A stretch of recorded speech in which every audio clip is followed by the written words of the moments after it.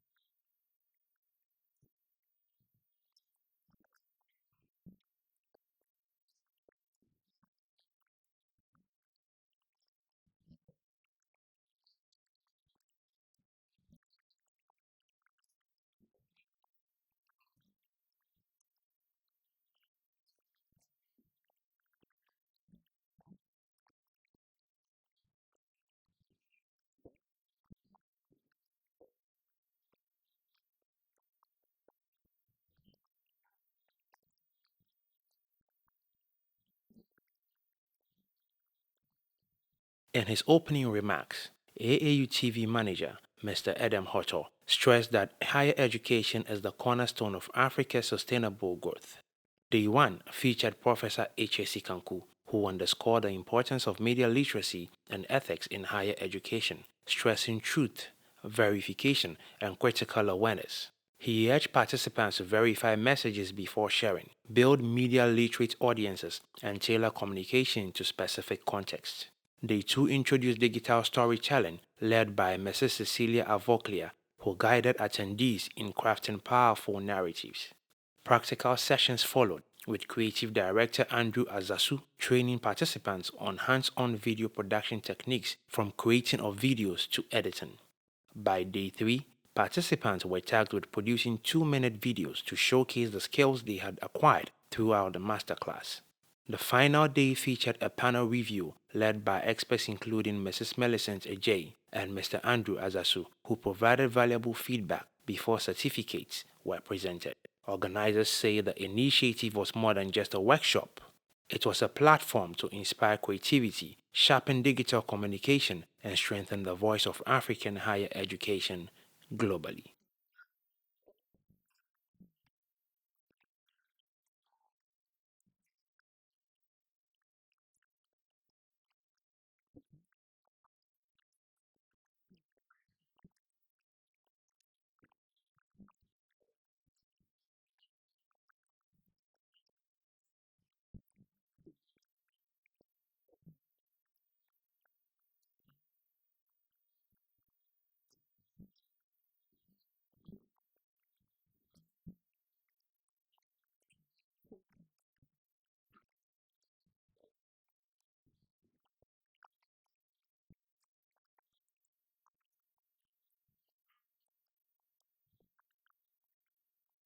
The directive, which took effect on September 1st, applies to all students placed in public universities by the Kenya Universities and Colleges Central Placement Service as the new academic year gets underway. Higher Education Principal Secretary Beatrice Inyangala confirmed that the transition has been smooth, with over 30,000 students already reporting to institutions such as Moi, Kisi, Masino, Kababi, and Muru University under the revised system.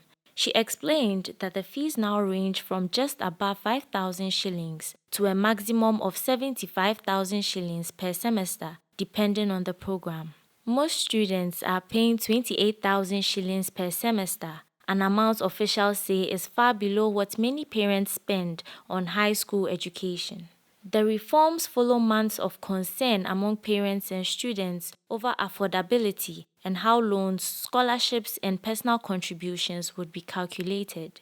In a joint semester in July, Education Cabinet Secretary Julius Ogamba and Head of Public Service Felix Koske said the government's action directly responds to those concerns, reaffirming a commitment to affordable, accessible, and quality higher education while ensuring universities remain financially sustainable. Universities have now updated their systems to reflect the new fees, which combine tuition, payments, government scholarships, and student loans.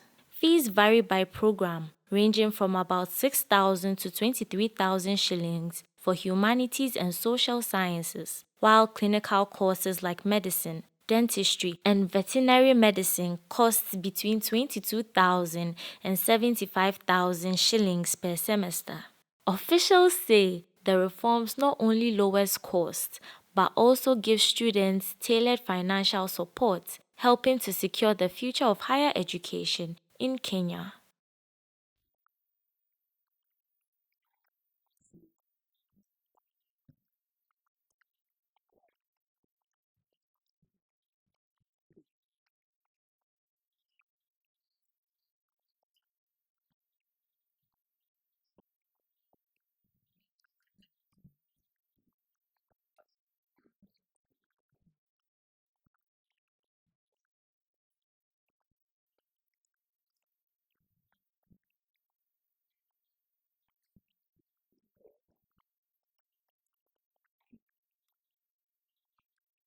Bulape, the epicenter of the outbreak, has received 400 doses of the air-verbal Ebola vaccine taken from a national stockpile of 2,000. The International Coordinating Group on Vaccine Provision has authorized an additional shipment of 45,000 doses to strengthen the response. This outbreak, declared in early September, is the DRC's first in 3 years. According to the Health Ministry in Kinshasa, 32 suspected cases have been recorded so far, including 20 confirmed infections and 16 deaths. WHO Area Manager Patrick Otim cautioned that the outbreak could expand after a case was reported 70 kilometers from Bulape. He also flagged a moderate risk of cross-border spread, particularly to Angola. Otim stressed that any delay in the response could make containment significantly harder. Aid workers, meanwhile, are voicing concern over reduced international support at a time when rapid intervention is urgently needed. Explore a whole new world of exciting visuals with AAU TV. Get ready for a mix of interesting talk shows, interviews, discovery documentaries, and news on AAU TV. It's not just about watching TV, it's about experiencing something special. AAU TV reaches over 25 countries in Africa, bringing you a blend of knowledge and fun. Learn about different cultures as you enjoy the shows. If you have events or want to showcase your business, we've got you covered. Watch AAU TV free-to-air channel on satellite. Connect with us on Facebook, Instagram, and X, formerly known as Twitter, at AAU TV. Reach out on call or WhatsApp us at +233 26 629 6601 or +233 20 399 5210. AAU TV, the voice of higher education in Africa.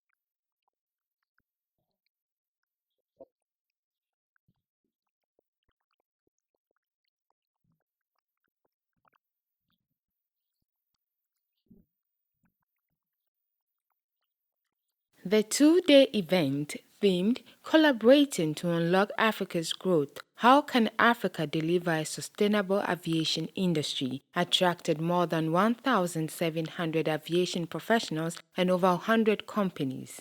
Participants discussed pressing challenges facing Africa's aviation sector and the opportunities offered by new technologies. Opening the summit, Rwandan President Paul Kagame emphasized that the high cost of air travels continues to limit tourism and connectivity across the continent. He urged governments and industry leaders to work together to make aviation both affordable and sustainable. The highlight of the summit came with the African debut of the EH216S, a pilotless passenger-carrying aerial vehicle developed by China's EHang. Witnessed by President Kagame and the Chinese representatives, the electric vertical takeoff and landing aircraft performed its maiden flight in Africa. Melissa Wusangawa, head of international cooperation at the Rwanda Civil Aviation Authority, who took part in the flight, described it as an exciting milestone and expressed hope that such innovations would soon be available across Africa. The EH216S can carry 2 passengers, reach speeds of 130 km per hour, and has already earned international certifications for safety and airworthiness. With Africa holding 17% of the world's population but accounting for less than 5% of global air transport, the summit highlighted both the challenges and the vast potential for growth in aviation across the continent.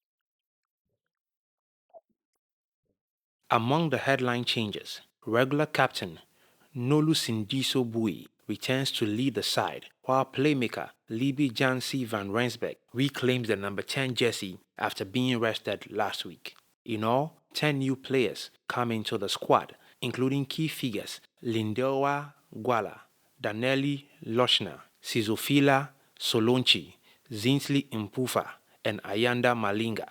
On the bench, De Bruyne has opted for a bold 7-1 split, stacking 7 forwards against the defending champions. The coach said this approach would allow South Africa to field 2 fresh packs across both halves, giving them the physical edge they need against New Zealand. Delivering a rallying cry to his players, De Bruyne urged them to give their all, saying they should leave nothing behind on the field and enjoy the biggest game of their lives. As the Springbok women prepare for their toughest challenge yet, fans across South Africa will be watching closely, hoping to witness a historic upset against the world champions.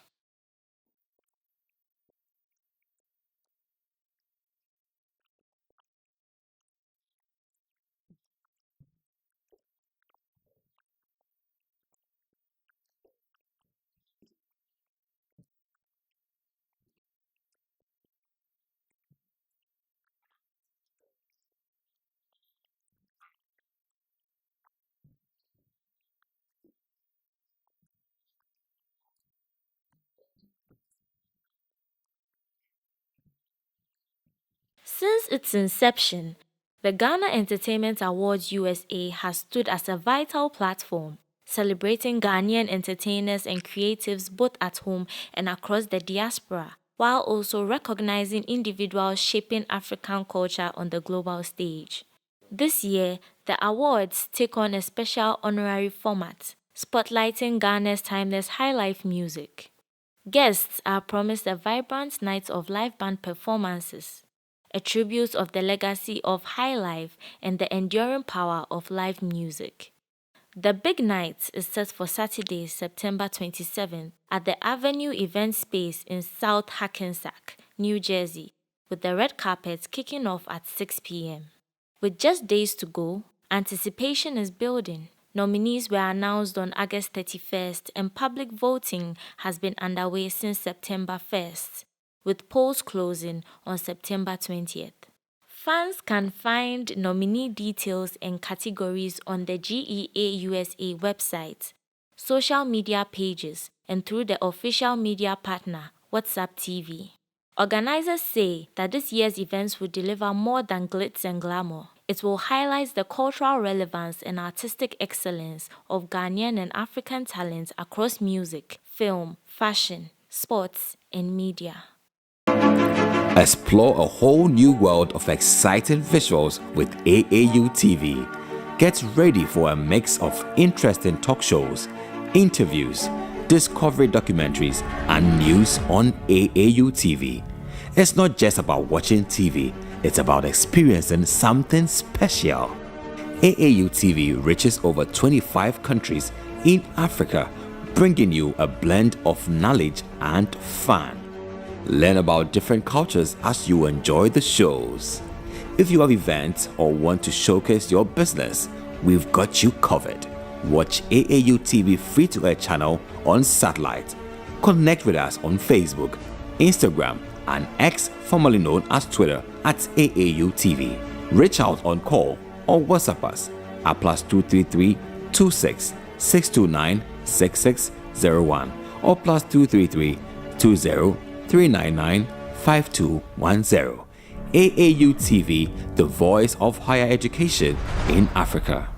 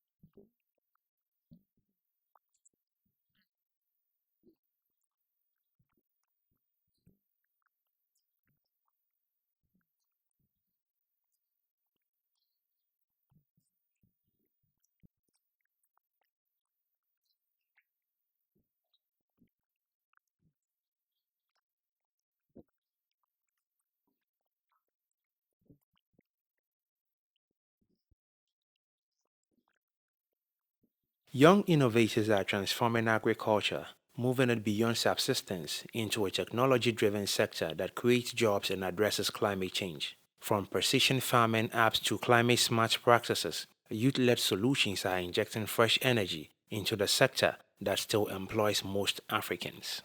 The president of the International Fund for Agricultural Development, Alvaro Lario, emphasized that smallholder farmers continue to face barriers to finance, technology, and markets, but with youth innovation, farming is being redefined as a business rather than mere survival. Beyond farming, Africa's startup ecosystem is expanding globally. Despite a slowdown in funding worldwide, African companies are raising billions, producing unicorns and scaling into Latin America and Europe.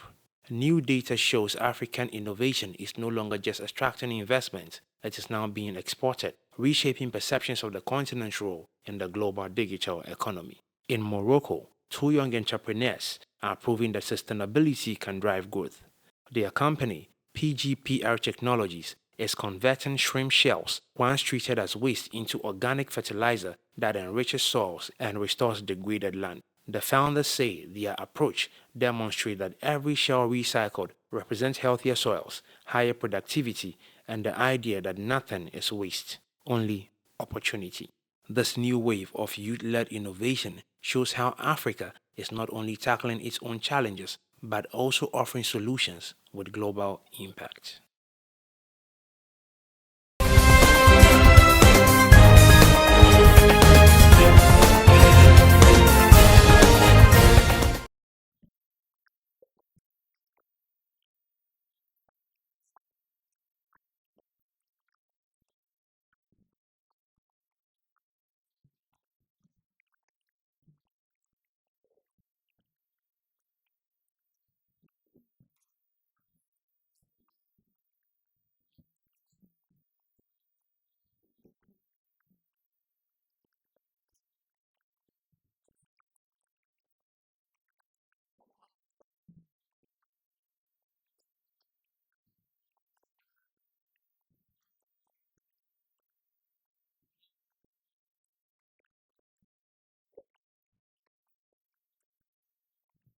Prime Minister Benjamin Netanyahu has scheduled a high-level security meeting for Thursday to address how to avoid harming hostages still believed to be in Gaza, even as Israeli officials say a ground operation into the city could begin in the coming days. The United Nations Relief and Works Agency reported that at least 10 UN buildings, including 7 schools and 2 clinics serving as shelters, have been hit in the past 4 days. Commissioner General Philippe Lazzarini warned that no place and no one is safe in Gaza as the attack intensifies. Among the targeted sites was Al Kauta, an 11-story building near Gaza's port. The Israel Defense Forces said Hamas was using the tower for surveillance and that steps were taken to minimize civilian harm, including warnings and aerial monitoring. Hours later, another high-rise Al-Mona Tower was struck in Gaza's Tel Hawa neighborhood. Israel's Defense Minister Israel Katz also confirmed strikes on the Islamic University of Gaza, saying the campus was being eliminated as a source of incitement and terrorism.